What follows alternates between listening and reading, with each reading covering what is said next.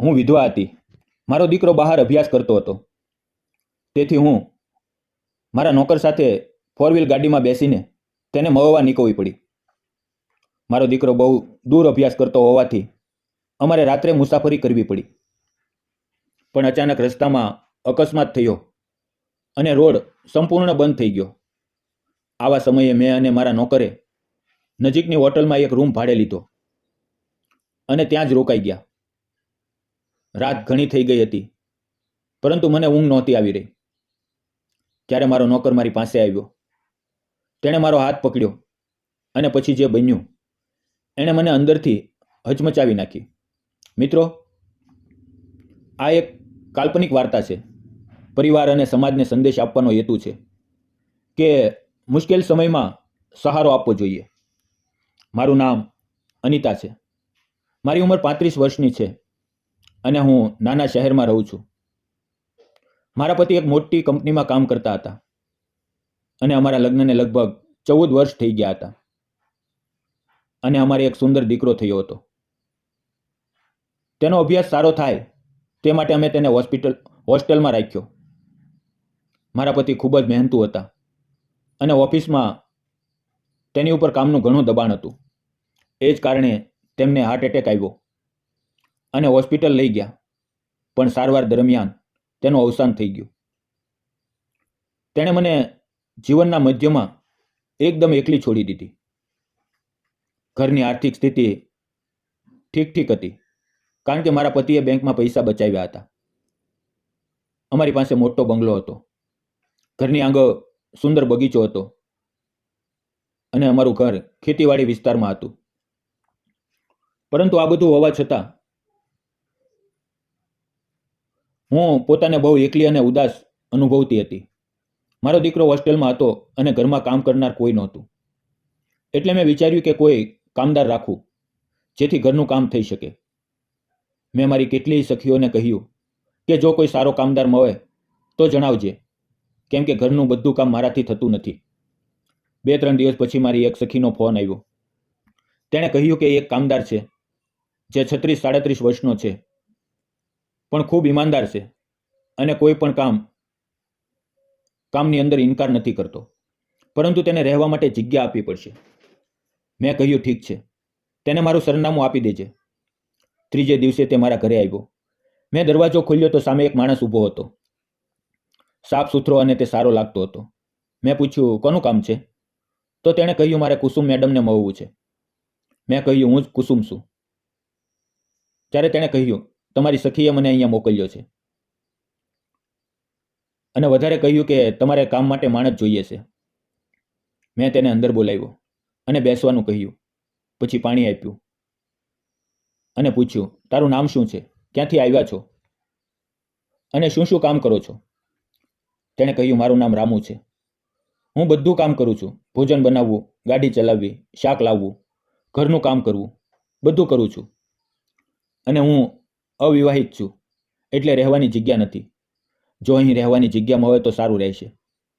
તેની વાતોમાં ઈમાનદારી સ્પષ્ટ જણાતી હતી. મેં પૂછ્યું તમે લગ્ન કેમ નથી કર્યા? ત્યારે તે બોલ્યો માતા પિતા બાળપણમાં જ ગુજરી ગયા. કોઈ સગા સંબંધીઓ નહોતા, તેથી બાળપણથી જ લોકોના ઘરે કામ કરીને પેટ ભર્યું છે. આવી હાલતમાં કોણ છોકરી આપશે? તેની વાત સાંભળીને મને બહુ ખરાબ લાગ્યું. મેં પૂછ્યું તમે કેટલો પગાર લેશો? રામુએ કહ્યું હું પહેલાં જે ઘરે કામ કરતો હતો ત્યાં મને 8,000 મળતા હતા. અહીંયા પણ એટલા મળી જાય તો ઠીક છે. મારી પાસે મારા ઘરમાં પૈસાની કોઈ તંગી નહોતી. મેં કહ્યું ઉપરના માળે એક રૂમ ખાલી છે, ત્યાં તું રહી શકીશ અને હું તને 10,000 રૂપિયા આપીશ, પરંતુ કામ સમયસર અને ઈમાનદારીથી કરવું પડશે. તે તૈયાર થઈ ગયો. પછી તેણે પૂછ્યું ઘરમાં કોણ કોણ છે? મેં કહ્યું હું એકલી જ છું. પતિના ગયા પછીથી હું એકલી જ રહું છું. મારો દીકરો હોસ્ટેલમાં અભ્યાસ કરે છે. મેં તેને ઉપરનો રૂમ બતાવ્યો. રૂમ મોટો હતો. તેણે થોડો સામાન હતો જે તેણે મૂક્યો અને પછી તરત જ કામ ઉપર લાગી ગયો. પહેલે દિવસે તેણે આખું ઘર સાફ કર્યું. સાંજે 6 વાગે ભોજન બનાવ્યું, ચોખા, શાક અને રોટલી. ભોજન ખૂબ જ સ્વાદિષ્ટ બન્યું હતું. તેણે મને ભોજન પીરસ્યું અને પોતે ઊભો રહી ગયો. મેં કહ્યું તું ક્યારે ખાઈશ? તો તેણે કહ્યું તમારા ખાધા પછી ખાઈ લઈશ. મેં કહ્યું, ના, આપણે બે જ છીએ, તું મારી સાથે જ ખા, નહીં તો મને સારું નહીં લાગે. પછી તે મારી સામે બેસી ગયો અને અમે બંનેએ સાથે ભોજન લીધું. સવારમાં તે વહેલો ઉઠી ગયો, નાસ્તામાં શીરો બનાવ્યો, બગીચામાં છોડને પાણી આપ્યું, બજારમાંથી સામાન લાવ્યો અને ફરી ભોજન બનાવ્યું. તે ખૂબ મહેનતુ અને અનુશાસિત હતો. તેને ગાડી ચલાવવી પણ આવડતી હતી. મારો દીકરો વચ્ચે વચ્ચે ફોન કરતો. તે 3જા ધોરણમાં અંગ્રેજી શાળામાં અભ્યાસ કરતો હતો. હું 15 દિવસે કે મહિને એકવાર તેને મળવા જતી. ગાડી હતી પરંતુ ડ્રાઈવર નહોતો, એટલે મારે બસમાં જવું પડતું હતું. હવે રામુ ગાડી ચલાવી શકતો હોવાથી એક વખત હું તેને સાથે લઈ ગઈ. તેણે બહુ સંભાળીને ગાડી ચલાવી હતી. આ કારણે હું વારંવાર તેને સાથે દીકરાને મળવા જવા લાગી. એક શનિવારે અમે ફરી દીકરાને મળવા જવાના હતા, એટલે શુક્રવારે સાંજે 8 વાગ્યે નીકળવી પડ્યા. લગભગ 120 કિલોમીટર ગયા પછી રસ્તામાં મોટો અકસ્માત થયો હતો અને ટ્રાફિક જામ થઈ ગયો હતો. લોકો પાસે પૂછતા ખબર પડી કે કાલે સવારે રોડ ખુલશે. રાતના 10 વાગી ગયા હતા, એટલે રાત્રે ગાડી ત્યાં રાખવી જોખમી લાગતી હતી. મેં રામુને કહ્યું, ચાલ અહીંયા આસપાસ કોઈ હોટલ ગોતીએ, વધારે જોખમ લેવાનો કોઈ ફાયદો નથી. પછી અમે ગાડી ફેરવી અને લગભગ 3-4 કિલોમીટર પાછા ગયા તો એક નાની હોટલ મળી ગઈ. ત્યાં પૂછતા જાણવા મળ્યું કે એક રૂમ ખાલી છે. મેં રૂમ બુક કરી લીધો. મનમાં આવ્યું કે રામુને કારમાં સૂવાનું કહું, પરંતુ બહાર ભારે વરસાદ હતો, તેથી એવું કહેવું યોગ્ય નહોતું લાગતું. મેં થોડો સામાન રૂમમાં મૂક્યો અને રામુ પણ સાથે આવ્યો. તેણે કહ્યું, મેડમ, તમે સૂઈ જાઓ, હું કારમાં સૂઈ જઈશ. પરંતુ મારું મન તેને કારમાં સુવડાવવા તૈયાર નહોતું. મેં કહ્યું, રામુ, તું કારમાં નહીં, અહીંયા સોફા પર સૂઈ જા. તે બોલ્યો, ઠીક છે મેડમ. રૂમ સારો હતો. મોટું બેડ હતું, સોફા સેટ હતો અને જોડે બાથરૂમ ટોયલેટ પણ હતું. હું બેડ પર બેસી ગઈ અને રામુ સોફા પર બેસી ગયો. થોડા સમય પછી મેં હોટલમાં રિસેપ્શન પર ફોન કરીને ભોજન મંગાવ્યું. રામુ જોઈ રહ્યો હતો, પરંતુ મેં તેના માટે પણ ભોજન મંગાવ્યું હતું. અમે બંનેએ સાથે ભોજન લીધું. પછી વેઇટર વાસણ લઈ ગયો. રાતના 11 વાગી ગયા હતા. હવે ઊંઘ લેવી જરૂરી હતી, કેમ કે સવારમાં વહેલા નીકળવાનું હતું. હું બેડ પર સૂઈ ગઈ અને રામુ સોફા પર સૂઈ ગયો. માત્ર એક જ ચાદર હતી, જે મેં ઓઢી લીધી. વરસાદને કારણે હળવી ઠંડી લાગતી હતી, પણ રામુ ગાદલા વગર અને ચાદર વગર પણ ઊંઘી ગયો. મને ઊંઘ નહોતી આવી રહી.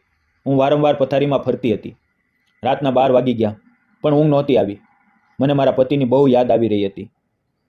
તેમને મોતને કેટલાય વર્ષો થઈ ગયા હતા, પણ એ રાત્રે એકલતાએ ત્રાસ આપ્યો. મારું મન ખૂબ બેચેન થઈ ગયું હતું. આખરે મેં રામુને અવાજ આપ્યો. તે તરત જ ઉઠી ગયો અને બોલ્યો, શું થયું મેડમ? મેં કહ્યું, મારે પાણી જોઈએ છે. હું બેડ પર બેસી ગઈ. મેં તેને કહ્યું, અહીંયા બેસ. રામુ મારી પાસે બેસી ગયો અને અચાનક હું રડવા લાગી. રામુ મને દિલાસો આપવા લાગ્યો. મેં તેનો હાથ પકડીને કહ્યું, રામુ, મને મારા પતિની બહુ યાદ આવે છે.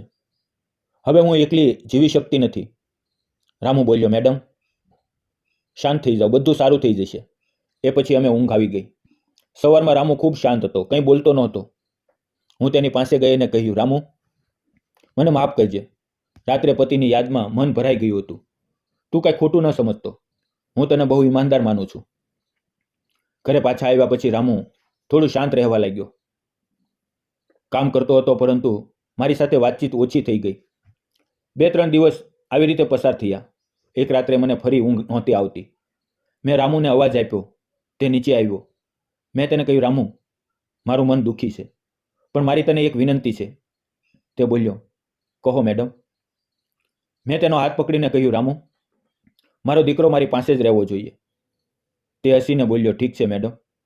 પછી મેં આગળ કહ્યું, રામુ, શું તું મારી સાથે લગ્ન કરીશ? તારા જેવો ઈમાનદાર માણસની મારે પતિ તરીકે જરૂર છે. તે ક્યારેય મારો ફાયદો ઉઠાવ્યો નથી. તું બહુ સારો છે. તું મારા દીકરાને પણ બહુ પ્રેમ કરા છો. મને વિશ્વાસ છે કે તું સારો પતિ સાબિત થઈશ. રામુની આંખોમાં આંસુ આવી ગયા. હવે મારા જીવનમાં ફરી પ્રેમ ફૂટી નીકળ્યો. બીજે દિવસે અમે દીકરાની શાળામાં જઈને ટ્રાન્સફર સર્ટિફિકેટ લીધું અને તેને નજીકની શાળામાં દાખલ કરાવ્યો. જ્યારે મેં દીકરાને પૂછ્યું, આ તને પપ્પા તરીકે ગમે છે? તો તે બોલ્યો, હા, એમનો સ્વભાવ બહુ સારો છે. પછી અમે બંને મંદિરમાં જઈને લગ્ન કર્યા. આજે અમે ત્રણે ખૂબ ખુશ છીએ. મારા દીકરાને પિતા મોવ્યા, રામુને પત્ની અને દીકરો મોવ્યો, અને મને ફરી સહારો મોવ્યો. હવે હું તેને પ્રેમથી આવો જાઓ કહીને બોલું છું, અને બંને મોવીને બધું કામ કરીએ છીએ અને ખૂબ ખુશ છીએ. મિત્રો, મેં રામુ જેવા ઈમાનદાર માણસ સાથે લગ્ન કર્યા. શું મેં સાચું કર્યું?